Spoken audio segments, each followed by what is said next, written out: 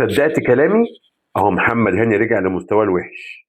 محمد هاني اللي انتوا كنتوا بتقولوا عليه بيلعب حلو اهو ناشئ تعبان ملوش لازمه يمشي من الاهلي دلوقتي. ده كلام بعض جمهور النادي الاهلي اللي بيحب نفسهم، فرحانين بان رايهم هو الصح، حتى لو هيقطعوا ويجرحوا في اي لاعب. بيكرهوا اللعيبه اكتر من حبهم في النادي الاهلي. بيكرهوا لاعب بعينه.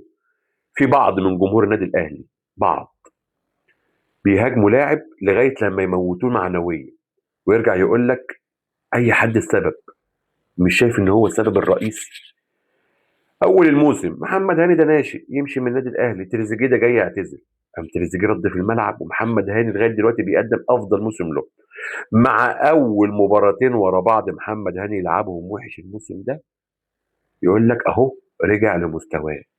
اهو محمد هاني وتقطيع وهجوم، تقطيع مش شايفها غير تقطيع. ليه؟ هو نفسه محمد هاني يبقى وحش عشان هو يبان شخص بيفهم.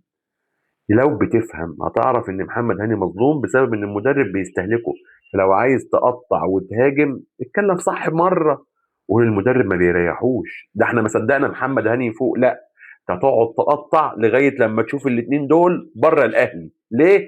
عشان انت ما بتحبش الاهلي، انت بتحب نفسك.